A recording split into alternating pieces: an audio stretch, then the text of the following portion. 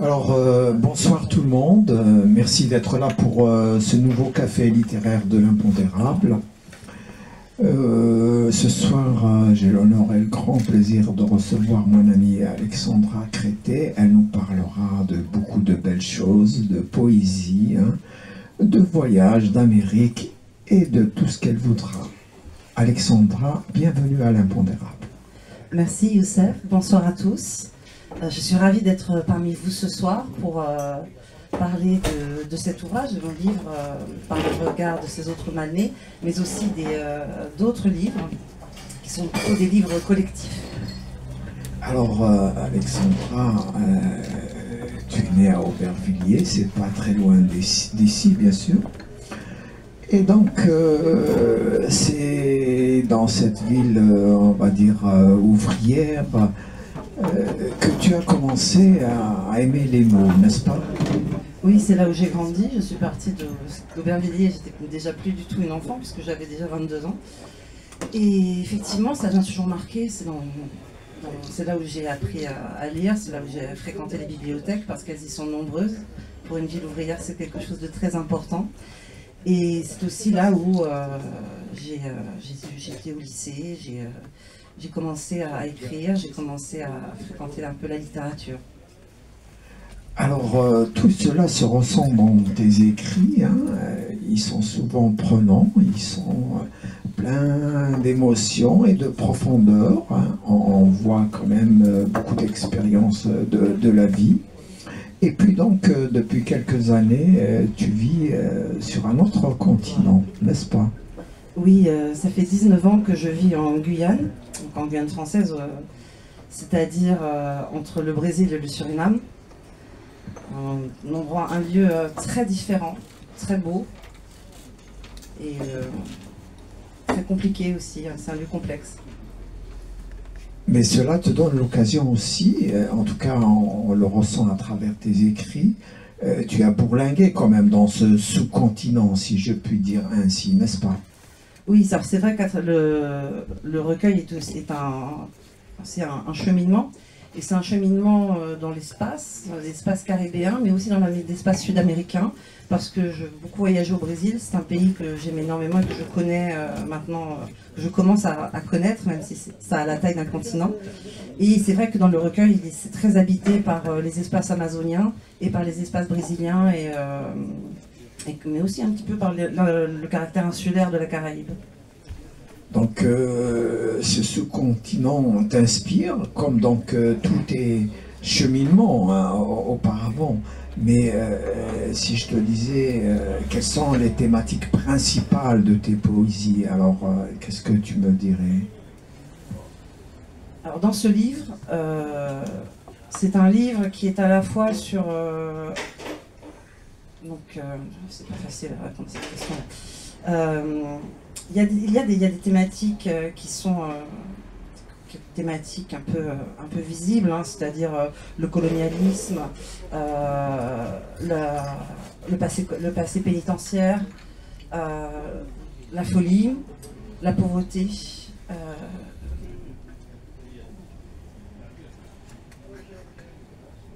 Mais c'est aussi un livre qui est structuré de deux manières, parce qu'en fait il y a à la fois une voix intime et une voix extime qui se mélangent à la fois et qui me font parler de rapport à l'espace. C'est à la fois quelque chose qui est regardé et en même temps quelque chose qui est traversé par une sorte de voix intime du souvenir. D'accord.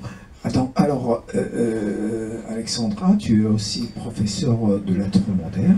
Oui, c'est ça. Est-ce que cette profession t'aide dans ta création poétique ou bien c'est autre chose?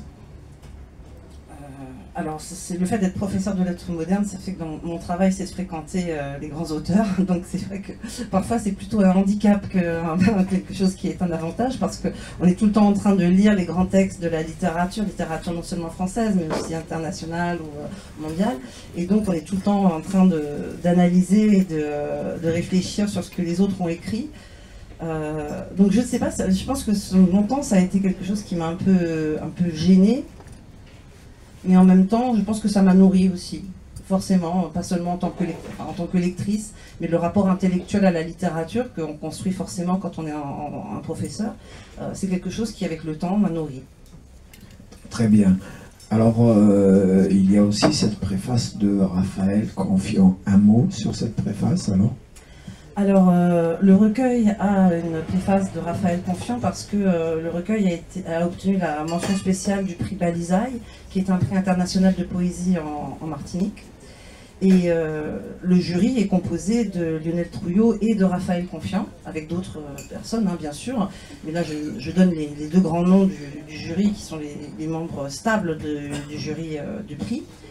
Et après le prix, donc les deux éditeurs ont proposé que ce soit Raphaël Confiant qui écrive la préface. Ils lui ont écrit et il a accepté de faire cette préface, ce qui était assez extraordinaire parce que je ne m'y attendais absolument pas. Et qui a été aussi un grand bonheur parce qu'elle est aussi, je trouvais, très élogieuse. Très bien. Alors, il y a aussi l'anthologie. Hein, oui. À côté, donc, par le regard de ces autres en Marie-Lenée. Il y a l'anthologie, un mot sur l'anthologie? Oui, alors, parce que je suis autrice, mais je suis aussi directrice d'une revue littéraire en Guyane. Et en 2020, donc, j'ai fondé cette revue, qui est un peu le commencement de tout, hein, c'est la revue Oyapock. L'Oyapock, c'est le nom du fleuve qui est le fleuve frontière entre la Guyane et le Brésil. Et donc, nous sommes à présent un collectif de très nombreux auteurs. C'est un collectif international. Hein. Nous publions sur notre site internet des auteurs de la Guyane, du Brésil, d'Haïti, de Martinique, de France hexagonale aussi, certains qui vivent ici. Et donc ce collectif s'est monté. Maintenant, sur place, nous sommes 12 membres actifs. Et nous avons, en 2023, publié un ouvrage collectif donc, de poésie qui s'intitule l'anthologie de la revue Oyapock. Il y a d'ailleurs un des auteurs qui est là également, puisque c'est Émile Boutelier qui a participé avec nous dans cette aventure-là. Et c'est un livre que nous avons écrit tous ensemble. C'est vraiment un livre... ce livre, il a une histoire qu'on aime beaucoup raconter, parce que on est un groupe d'auteurs et on est un groupe d'amis.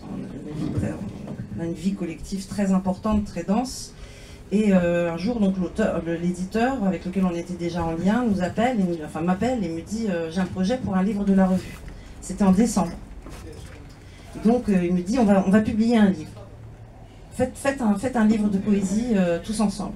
Et là on se réunit. D'ailleurs c'était chez Émile. On s'est réunis et on a conçu tout le livre ensemble, toutes les parties, les thèmes, les thématiques. Et on a commencé à écrire. Nous sommes 11 auteurs hein, dans ce livre. Et on est partis aussi en résidence tous ensemble pendant 3 jours pour finir et achever le manuscrit. Et on l'a fini, donc on a commencé à l'écrire en janvier et le livre était fini en mars. Donc on a mis 3 mois à écrire ce livre. On a été tous complètement portés par cette énergie incroyable. C'était notre premier livre à tous. Depuis, certains auteurs ont publié, les autres ont eu des prix. Mais à ce moment-là, nous étions encore dans la première énergie. Et ça a été une chose merveilleuse parce qu'on était d'arriver comme ça à publier ce livre, qui en plus est un beau livre. Ça nous a tous portés et ça nous décuplé, ça a lancé beaucoup de choses entre nous. Excellent. Il y a aussi Altofeu. Alors oui, Altofeu a été publié en septembre, parce que dans la revue, à un moment, nous avons été contactés par Francis Combe, qui est ici. Que je salue personnellement, bienvenue. Merci. Je vous en prie. Et Francis me propose que nous écrivions dans une chaîne internationale des poètes pour la paix. Donc nous avons répondu à cet appel d'écriture de poèmes pour la paix et nous avons tous écrit, chacun nous avons écrit un poème et en septembre a été publié donc, ce livre qui est une anthologie internationale de la poésie donc publiée par les éditions du Merle-Moqueur et les éditions Manifeste, hein, c'est ça. Et donc nous avons 4 auteurs à l'intérieur, nous avons publié 4 auteurs de notre groupe. Donc il y a un de mes poèmes, un poème d'Émile, un poème de Kat Girolf et un poème de Jonas Charles-Saint. Donc ils sont tous des auteurs qui sont aussi dans ce livre-là.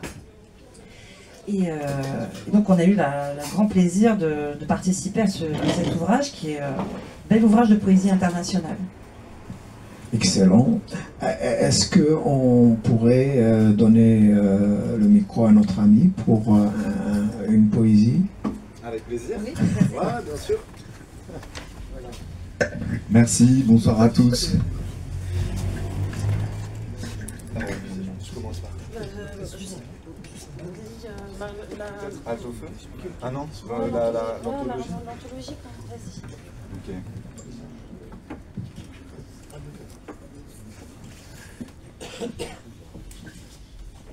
Alors je vais vous lire un ou peut-être plusieurs poèmes de l'anthologie de la revue Oyapok que nous avons donc rédigé à plusieurs. Je vais peut-être commencer par les miens et après peut-être je lirai ceux de camarades. Oui, Ou sinon je commence à... Non, je fais en vas-y, fin d'inverse. commence. Tu veux dire lequel? Commence par Le... Je sais pas, le fleuve. le fleuve, ouais. Ouais. Celui-là, c'est un poème que j'ai écrit, que j'ai dédicacé à Lucas, un ami à moi qui a vécu en Guyane et qui a quitté la Guyane pour la France et qui a dû quitter la Guyane pour des raisons très personnelles, mais qui a été très très marqué par son départ de la Guyane puisqu'il y avait une amoureuse et plusieurs choses de sa vie importantes. Et donc, je lui ai écrit ce poème à un moment où il était en dépression, on peut le dire. Et voilà, pour lui dire que la Guyane n'était pas forcément finie. Le poème s'appelle « Comme ce fleuve jaune surgit d'Amazonie ». Tu dis, mon frère, que la vie pour chacun s'écoule comme les fleuves, vers la mer. Et ton cou, jeune encore, ton cou déjà ploie, sous le joug des tristesses de soleil qui s'achèvent. Et tes joues déjà pleurent, ce baiser qui ne reviendra pas. À quel âge cède-t-on son pouvoir de marcher en deux sens? Mon frère, tu dis, je pars sans retour vers la face grisée des questions. La foudre, égarée, ne retrouve jamais le ciel. Et tes yeux de gauche à droite encore, et de gauche à droite encore, posent déjà sur moi l'inéluctable dos des choses. J'entends les obiaman pleurer des sortilèges et les oiseaux moquer. Mais je ne crois pas, mon frère, qu'on puisse s'encager dans une ligne droite. Car un jour j'ai heurté une étrange rivière, jaune, surgie d'Amazonie. Elle m'a assis à ses cuisses, comme le font les dominicaines entre deux passes, caressant ma tête de ces éclats de verre marin pêcheur. Et j'ai vu que cette rivière coulait en deux sens, le matin vers l'abîme, et le soir, elle remontait son cours, gratifiant son lit de lente fenaison comme un amant caresse un souvenir. Dans les gorges suaves des tourbières du ciel, dans l'envol sourd des mangroves, la rivière me l'a dit, le monde ne prendra jamais fin.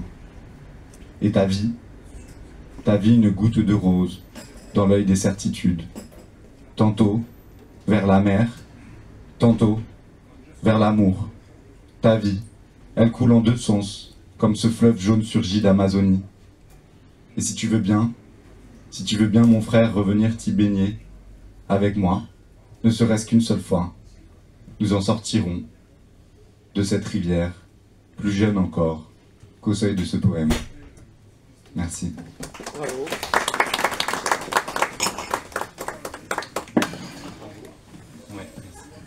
Alors, on va revenir vers toi, mais avant cela, je vais donner la parole à nos amis pour des questions, des remarques. L'idéal, c'est qu'elles soient assez concises et assez brèves, mais ça, c'est l'idéal. Donc, voilà. La parole est à vous.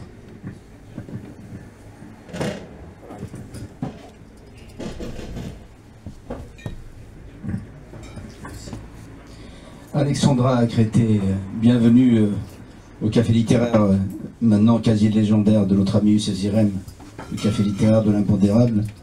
Vous m'avez accordé un excellent entretien pour le Matin d'Algérie et j'ai pu ainsi découvrir la profondeur de votre poésie.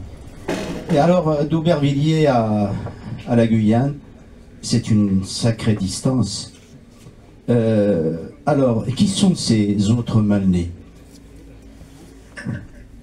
Alors, pour expliquer le titre du livre, le titre du livre est un vers de l'enfer de Dante, et il a un double sens.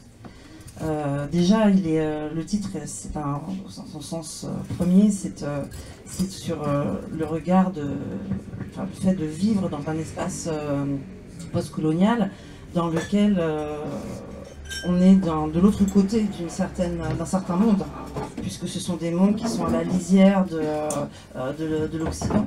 Ce sont des mondes qui sont déjà à la fois en lien très fort avec l'Occident, mais toujours déjà en dehors, parce qu'ils sont des espaces d'ultra-périphérie, ils sont organisés et vécus aussi comme des recoins du monde. Et les gens qui vivent dans ces lieux, ce sont des gens qui se sentent oubliés du monde, qui sont dans un espace, toujours entre tenter de rentrer dans un monde ou rester dans un autre.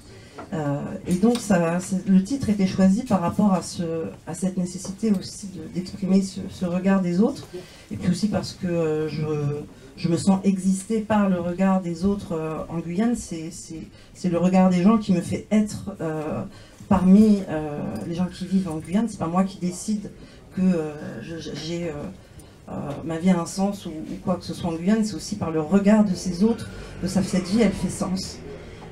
Et dans un autre, le deuxième sens du livre, du titre, c'est donc la référence à Dante, puisque au chant 17 de Dante, de l'enfer de Dante, c'est un moment où Dante passe à côté d'une fosse dans laquelle il voit les hommes qui ont été condamnés à l'enfer parce qu'ils ont détruit des femmes. Et toute une partie du livre aussi, notamment dans la voix intime, parle de ce rapport aux hommes et de la question de la violence sans ressenti, sublimée ou pas. Et c'est quelque chose qui est un fil conducteur dans l'ouvrage. Et c'est pour ça le titre est en rapport à ces deux éléments. Très bien, pardon. D'autres questions, d'autres remarques? Oui, sinon on peut revenir à la lecture, bien sûr.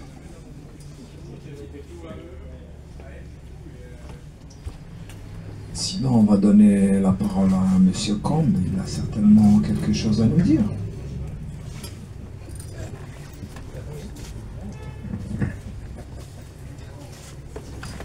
Merci de me donner la parole, c'est très gentil. Bonsoir à tous et à toutes. Écoutez, moi je n'ai que deux choses à dire. D'une part, un mot d'explication sur l'anthologie Halte au feu.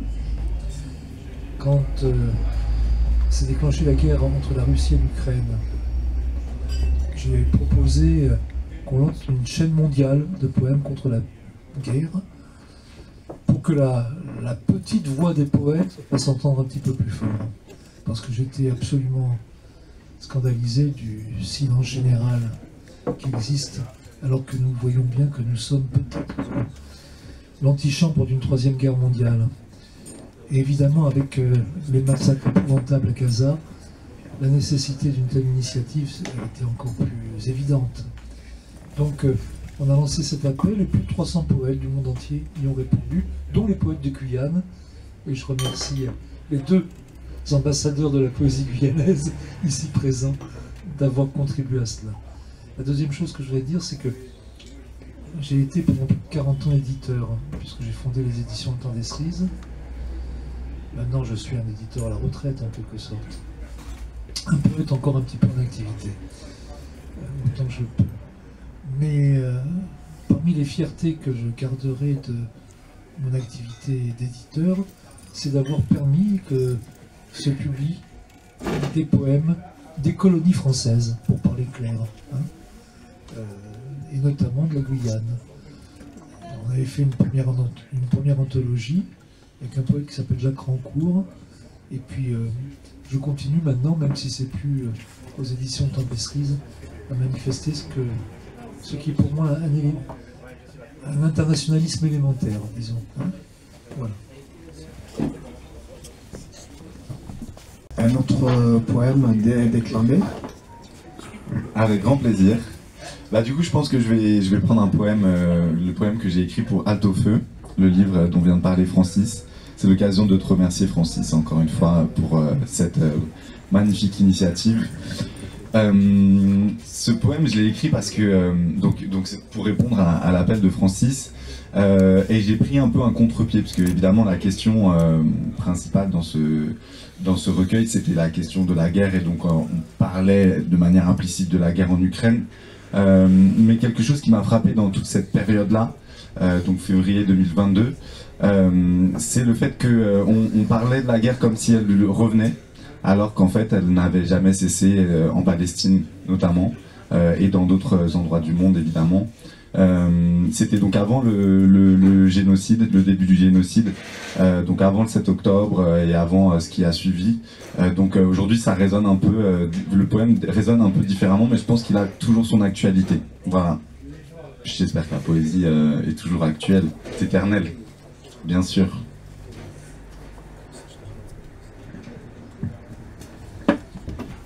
Ce poème s'intitule « La guerre aux yeux crevés ». L'ennemi n'a pas crevé mes yeux, m'a dit le berger loin sur le Jourdain. Il a fait pire, il a crevé les vôtres. Et rien n'est pire qu'une guerre aux yeux crevés, m'a dit le berger loin sur le Jourdain.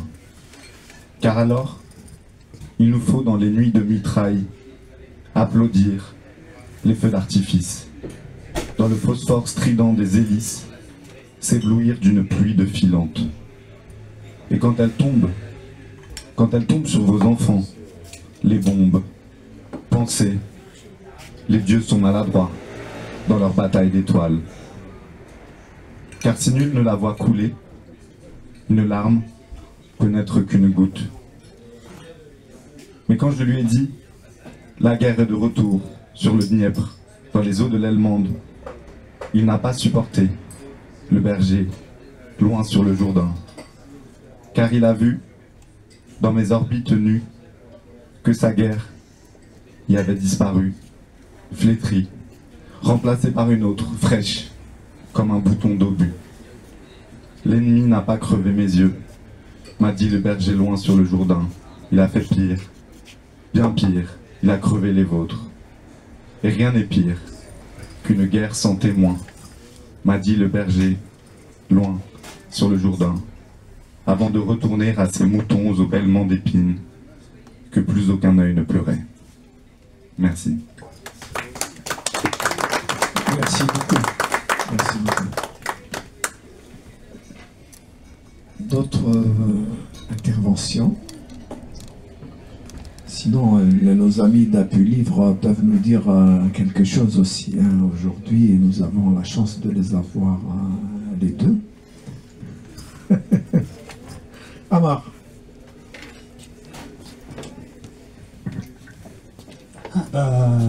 Je tiens à te remercier infiniment, Dave Youssef, pour tout ce que tu fais ici à Paris. Je remercie aussi mon ami Alexandra Crété pour son investissement dans le monde de la culture et de la poésie. Elle organise aussi un festival de poésie en Guyane. C'est pas facile de l'organiser. Elle est aussi militante. Et j'aimerais bien poser une question pour Alexandra Crété.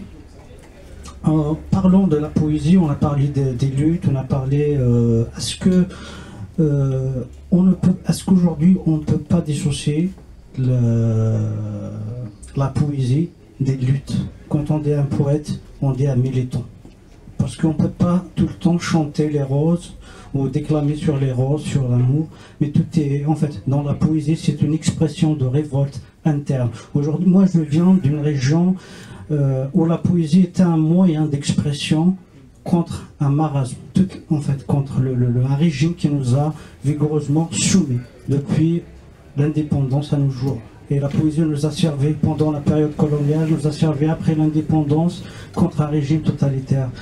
Est-ce que la poésie est un moyen efficace de lutte? Est-ce que la poésie est indissociable de toutes les luttes? Et est-ce que la poésie en elle-même est une lutte?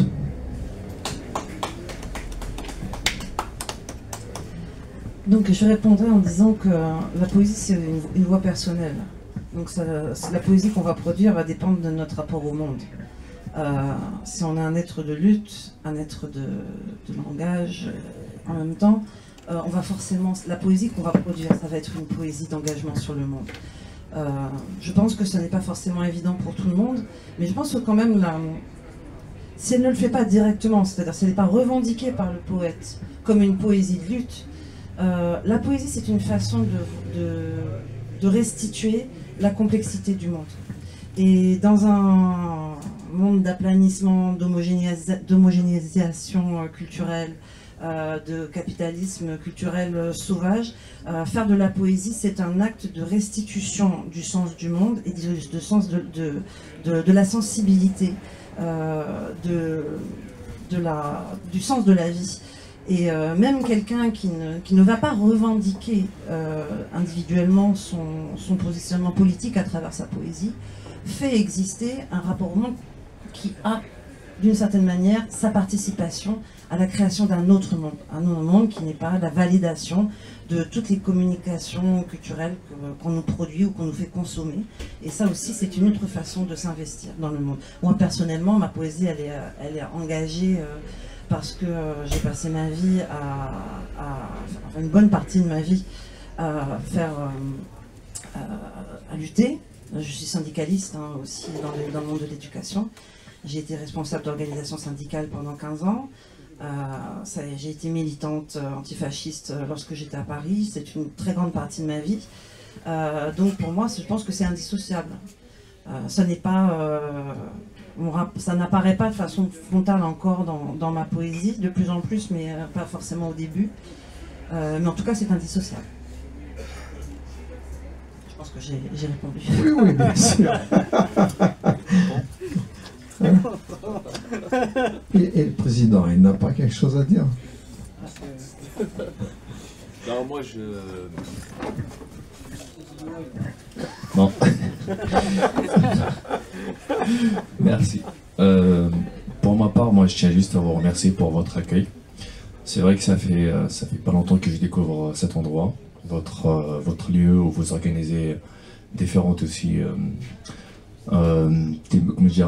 différentes activités autour de la poésie, c'est vrai, et d'autres thématiques aussi. Ça me fait toujours plaisir d'assister à toutes ces joutes verbales avec vos différents artistes, poètes, écrivains, conférenciers. J'aime aussi vous encourager. Je vous remercie pour le travail que vous faites et votre manière dont vous modérez vos conférences. J'apprécie beaucoup.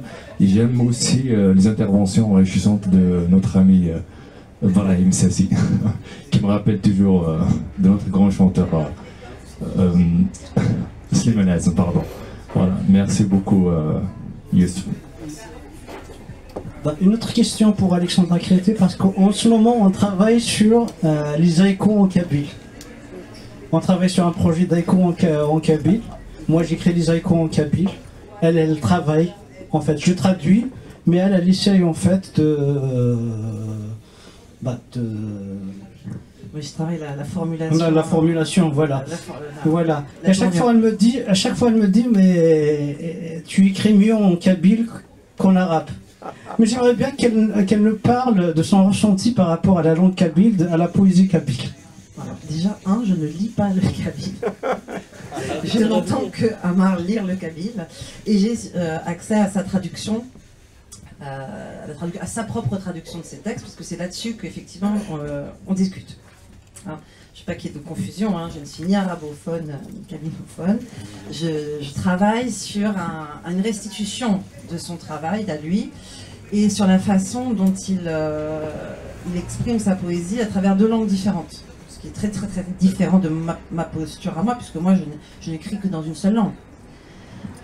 Et donc je constatais que la forme poétique qu'il utilisait pour ses poèmes en arabe et la forme qu'il avait utilisée pour ses poèmes en kabyle étaient déjà très différentes, et que la structure des vers était également complètement différente et beaucoup plus épurée et directe en kabyle que dans la forme de poésie arabe qu'il m'avait traduite. Et donc je trouvais que effectivement la poésie était plus directe dans la lecture que j'en faisais lorsque c'était lorsqu'il écrivait dans sa langue maternelle. Mais cette posture de comment est-ce qu'on écrit de la poésie dans une langue maternelle et dans une langue maternelle seconde, je dirais, c'est ça le statut de l'arabe pour toi. C'est une langue étrangère. Oui, mais en même temps, elle est apprise dans l'enfance. C'est une langue étrangère de tous les Algériens, parce qu'en Algérie, il y a la langue... D'ailleurs, c'était les revendications du mouvement culturel berbère en 1980, c'était la langue berbère et la langue arabe. La langue arabe darjan, c'est-à-dire le darjan, l'arabe populaire, est totalement différent de l'arabe classique, qui est étrangère, un Algérien qui n'a pas fait l'école ne comprend rien de ce qu'on dit à la télévision, voilà, de l'arabe classique. C'est totalement différent. Et il est bien expliqué par les linguistes aussi. Oui, donc comme c'est une situation de rapport à la langue que moi je ne connais pas, je n'ai pu qu'observer, à défaut de forcément la comprendre de façon fine, hein, parce que je ne suis pas une lectrice directe. Et donc c'était une phase. Moi, il me semblait en tant que poète, lorsque je lisais les textes, qu'il y avait vraiment une poétique différente de la langue, une musicalité et aussi un rythme différent, très différent. Et bon, après, je pense que c'est aussi plus aux locuteurs kabyles de pouvoir apprécier ce genre de choses que moi je ne peux percevoir que de très loin. D'autres questions? Oui, madame.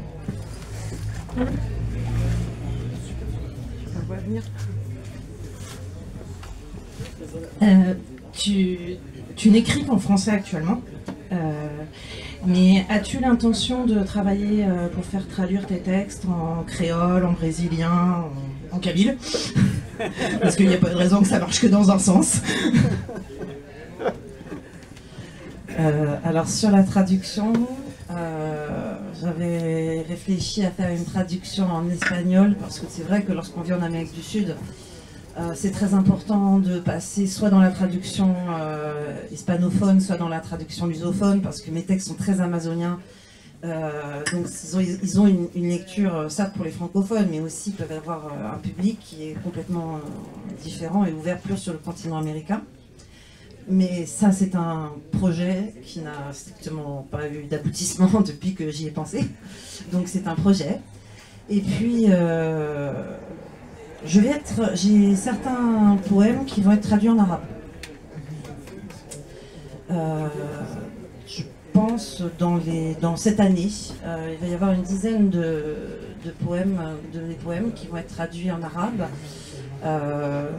Parce que je travaille avec un auteur algérien et que je l'ai aidé, j'ai servi de relais pour une publication, et que donc comme un geste de gentillesse de retour, il m'a proposé de me traduire. Donc voilà, donc je vais avoir quelques poèmes qui vont être traduits, mais pour l'instant c'est ma foi tout mon horizon de traduction. Oui.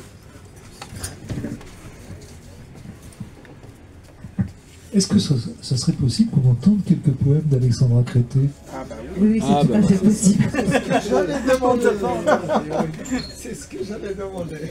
Merci. Absolument, bien sûr. Donc je vais vous lire un extrait de mon recueil. Il n'y a pas de titre, hein. Moi j'ai beaucoup de mal à mettre des titres à des textes. Donc ce sont des moments. Voilà, des moments d'intention à l'intérieur du livre. Pardon. Un vieil aventurier est mort dans les décombres du colonialisme. Il ne reste de ses yeux que des rues à découvrir et des amours à ne pas oublier. Où que se posent les Amériques, il n'y a que le carnage pour peupler les sous-bois. Un charnier inaudible, mais sûr et certain dans les traces de notre histoire, comme un camailleux de sang sur les premières pages de la Bible. La ville, infinie et mobile, océan vertical de bruits et de particules, de taches et de niches, où chacun meurt, mange ou éjacule, l'un au-dessus de l'autre, comme les fourmis peuplent les feuilles de traces rouges, comme les longicornes déplacent les montagnes de leur propre corps, sans que le monde ne s'écroule. Là-bas, où je suis né, il n'y avait pas de rivière, il n'y avait pas d'arbres aux fruits repus, et pas d'animaux languides, aux yeux fendus sous les feuilles, pas de moukou-moukou pour remplir le vide entre les berges grises. Des épiphytes métalliques suspendent des routes à travers d'autres routes, des terrasses rouillées et vides aux toits de gratte-ciel décoratifs, fleurs parmi les fleurs. Et l'œil ne comprend pas s'il voit le début ou la fin de la ville, tout comme l'œil ne comprend pas s'il voit le début ou la fin de la forêt.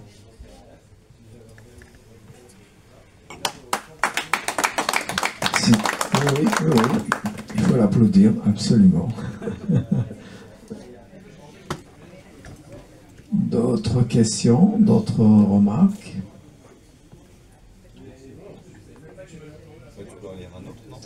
Ben oui, sinon, oui, on peut aller vers une autre tranche de poésie.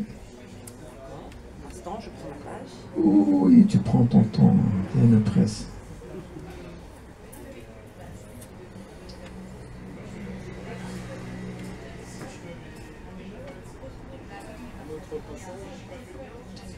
Oui.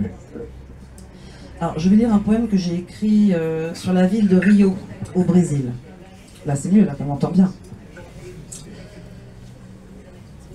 La fin des rotondes de tambour résonne. La fin dans les rues vides et baroques. La fin des autoroutes suspendues à des fils invisibles et l'ombre vivide de la jeunesse dans le bleu de la mer. Comment être en dedans et en dehors du torrent? Douce vague tambourine de mon cœur de samba. Toute la nuit, je t'ai attendu sur les roches, dans l'ombre des mornes ou des amandiers. Mais c'est l'amertume qui est montée à mes lèvres. Pourquoi toujours réécrire l'histoire d'une fille qui marche sur la plage? Comme l'air hivernal qui revient s'engouffrer dans les rues de Botafogo, tout tourne autour de nous. Nous avons perdu la carte de cette ville entre tes cuisses. Derrière les rires des fillettes qui dansent sur TikTok, leur écran posé contre la bienveillance de leur mère au travail. Aux quatre coins de l'Amérique du Sud, des femmes portent le monde sur la courbe de leurs épaules, vers la bassine de farine de manioc, vers les ongles enluminures où fleurissent les perroquets hybrides, vers les chaudes assiettes de Manitoba. Au coin de leur œil, on voit le sourire de Dieu. Merci.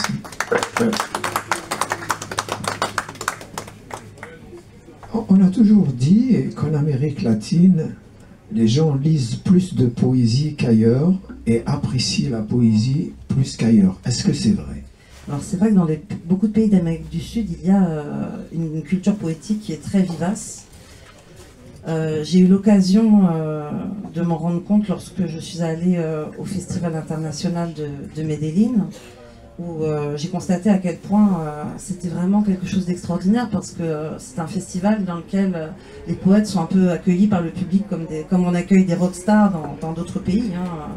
Il y a vraiment des bus comme ça, on passe, il y a des gens qui saluent, on signe des autographes à des gens, c'est incroyable. Il y a une vraie énergie autour de la poésie, quelque chose qui est vraiment extraordinaire. Au Venezuela également, il y avait effectivement beaucoup de présence de la poésie et vraiment quelque chose de très fondamental, puisque il me semble, Francis, tu me diras peut-être si je me trompe, si le préambule de la constitution vénézuélienne a été écrit par un poète, hein, c'est ça. Je parlerai également évidemment d'Haïti, parce que Haïti est dans la francophonie de mon espace, c'est la Mecque littéraire. C'est un pays extraordinaire où il y a des poètes grandioses. Il y a justement un immense poète haïtien, Franck Etienne, est mort il y a quelques jours.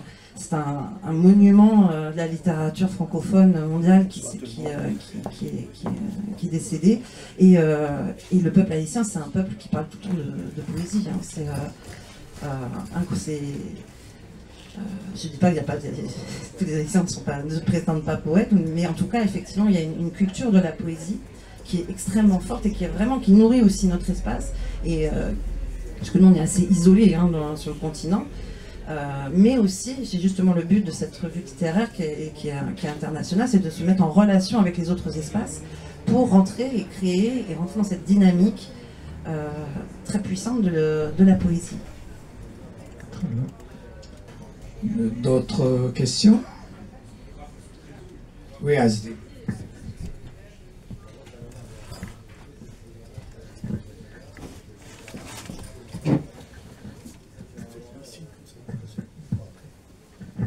Bonsoir, merci pour votre présentation. En fait, moi, j'ai pas lu vos textes, donc j'ai une question un peu de quelqu'un de curieux. Comment vous qui êtes parti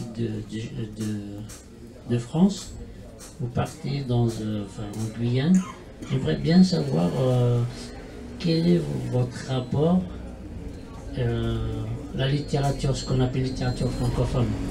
À travers les deux extraits que vous avez lus, je vois un peu, bon, je vais m'aventurer, hein. Donc je vais pas dire des influences, j'entends un peu de ma sensibilité, un peu d'Aimé Césaire en parlant du colonialisme.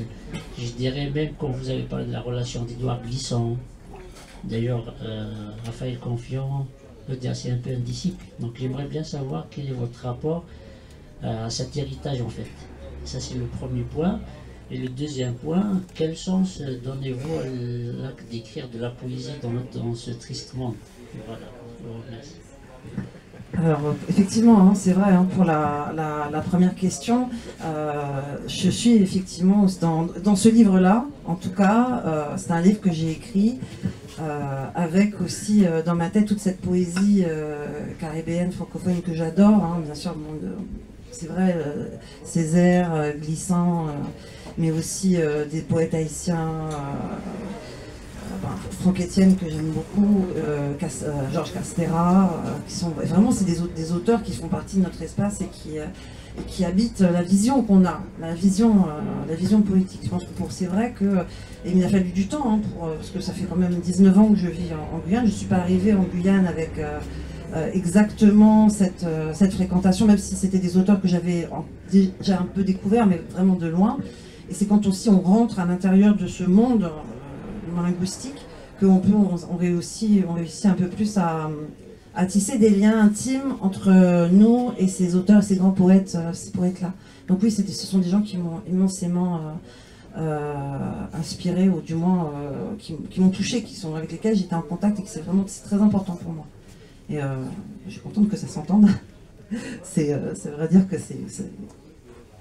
il y a une forme de filiation, parce que c'est vrai qu'on écrit toujours aussi avec des textes de gens, des textes qu'on aime à l'intérieur de soi, quoi, et ils transforment notre façon d'écrire. La deuxième question, c'était sur le rapport à l'écriture.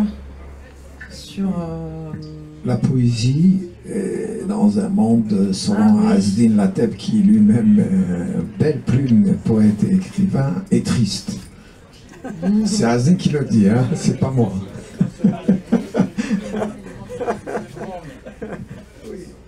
Comment peut-on écrire de la poésie dans un monde aussi triste, toujours selon Azdine Lateb? Ah, je pense pas que... Tu reprends, oui. Il veut éclaircir sa question, très bien.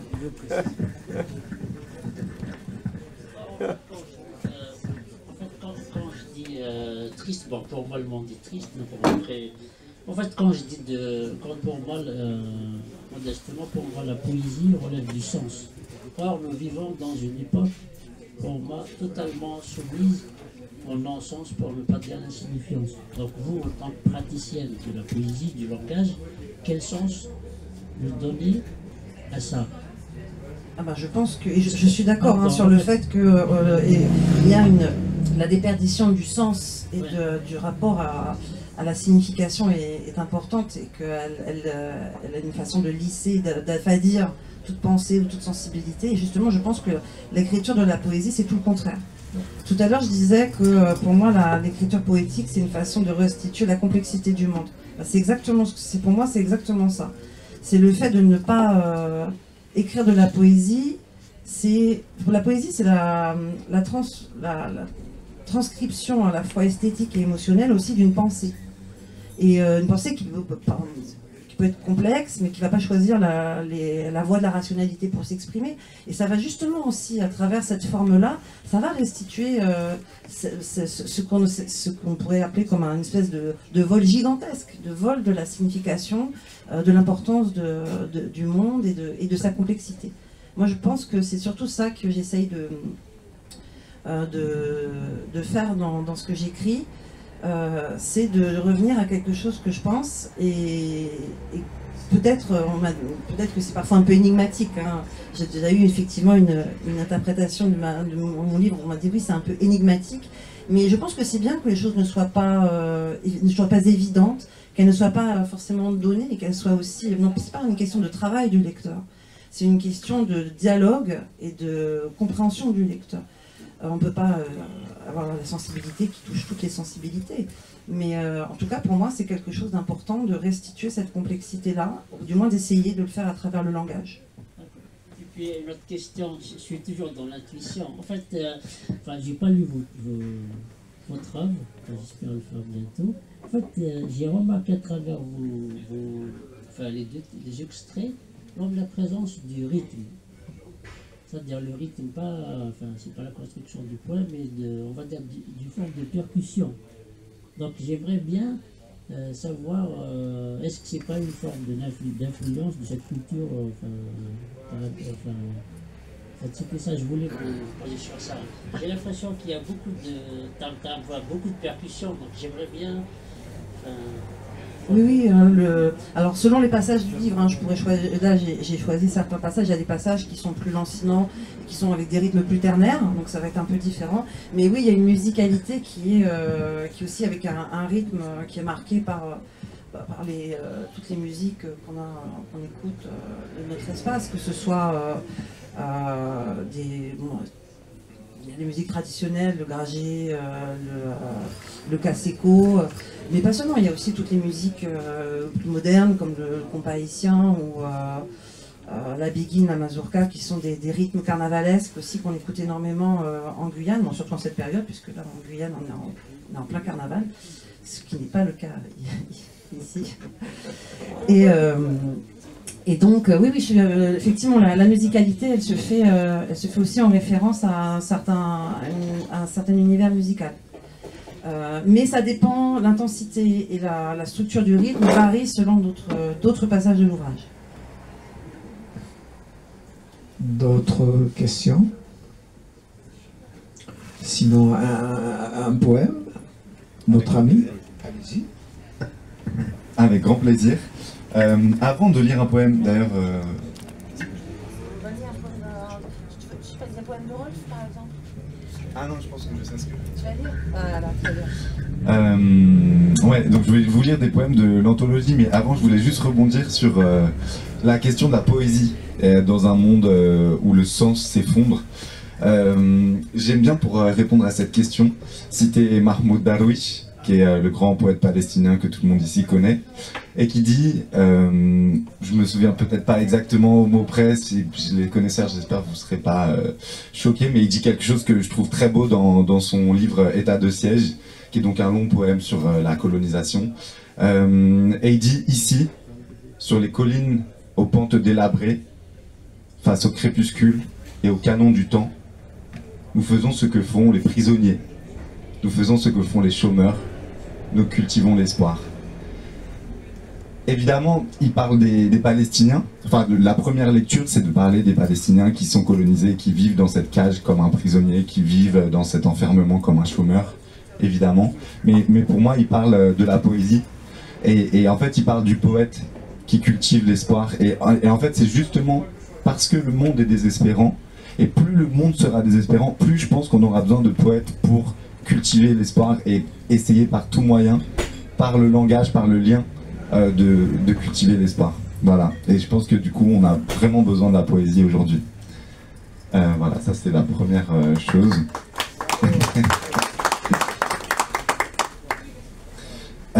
Et la deuxième chose, du coup, je vais vous lire deux textes parce que vous posiez la question des autres mal-nés. Et donc évidemment, Alexandra nous a fait une très belle réponse, mais j'aimerais essayer de la compléter avec la manière dont moi je le vois, ces autres mal-nés, qu'elle évoque, parce que j'ai beaucoup lu son ouvrage qui m'inspire beaucoup, évidemment. Et en fait, pour moi, ce qu'elle appelle les autres mal-nés, c'est les autres qui sont nés au mauvais endroit, ou en tout cas, évidemment, il n'y a pas de mauvais endroit par définition, mais au mauvais endroit, au mauvais moment, et qui, du coup, ont été forcés de s'exiler, ou ont choisi de s'exiler. En Guyane, ils sont très présents. Dans la revue, enfin, l'exil est une question importante, puisqu'on a beaucoup d'amis, notamment haïtiens, donc qui ont connu un exil souvent forcé, souvent très jeunes, parfois envoyés par leur famille sans vraiment être prévenus, etc. Et évidemment, il y a des Brésiliens, il y a des Surinamais, il y a même des Syriens qui sont mal nés et qui ont été forcés, ou qui ont choisi en tout cas de se déplacer jusqu'en Guyane. Et donc je trouve que c'est ça qui est beau, le regard de ces autres mal nés, c'est d'essayer de rendre un regard, de rendre une parole à ces personnes qui sont maintenues en marge. Et même dans un territoire comme la Guyane, qui est très marginal en soi, ces autres mal-nés sont marginalisés au sein de la marge. Et donc je trouve ça très beau comme titre. Encore bravo. Du coup, j'aimerais vous lire deux poèmes que je vais essayer de faire communiquer. Le premier, c'est celui d'un ami justement qui est exilé, qui est d'origine haïtienne, qui est né en Haïti, qui s'est exilé très jeune. Surtout en fait parce que sa famille un jour l'a mis dans un avion et lui a dit tu pars, tu vas en France. Je vous passe les détails et les galères de son exil. Et il a écrit un poème magnifique. Il a une 20aine d'années et je trouve que c'est magnifique. Donc c'est dans l'anthologie de la revue Yapoc. Et son poème s'appelle L'oiseau au bec cassé. Mes yeux ne ferment qu'à coups de poing. Mes émotions captives d'une cage de Faraday. Mon cadavre réchauffe ce matelas. T'es pas chez toi. Je me souviens avec la police. Des pluies d'injures arrosent mes rêves. Je passe les frontières comme dans le couloir de la mort. À l'arrivée, une chaise de racisme et de xénophobie. Je deal mes rêves pour trouver ma voie. J'ai la langue clouée par l'attente d'un bout de papier. Mon destin s'ouvre, fragile, comme les ailes d'un papillon noir, dans un pays au bec cassé. Widmi Saint-Ville. Merci. Et du coup, donc ça c'est notre ami qui a écrit ce magnifique texte, et j'aimerais lire en miroir un des poèmes d'Alexandra dans ce recueil, qui s'appelle Exilé. Et donc ça vous donnera peut-être une autre idée, en tout cas moi tel que je le vois, ce qu'elle appelle ces autres mal-nés, même si évidemment c'est polysémique. Aux estuaires craintifs, et après avoir affronté 1000 morts administratives, ils parvinrent aux portes de la cité. Là, nul palais de marbre, nulle cathédrale de plomb et de vitrail, mais de longues avenues où marchaient pieds nus sur le sol brûlant, dans le sillage d'anciennes armées discrètes. Ils tentèrent d'investir les maisons vides, les abris de forêts, les plages entrecoupées de mangroves, et au milieu de tout un peuple tranquille, ils disparurent. Ils disparurent petit à petit, légende des pieds invisibles qui ne laissent que traces sombres au pas de l'hôpital et que trous anonymes au cimetière municipal. Sigi, l'homme qui passa parmi les autres, et sans aborder l'ourlet de nos vies héritières de paroles et sans oreilles, pourtant, sigille l'homme qui passa recouvert par la musique de la forêt, par des chansons de femmes infidèles, par des héros de pacotille.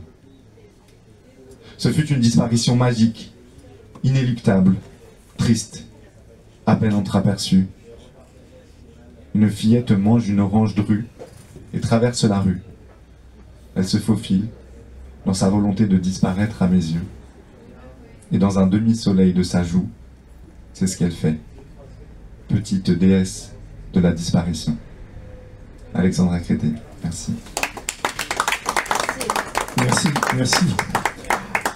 Avant de te laisser dédicacer tes livres, je te demande, est-ce qu'on a oublié quelque chose?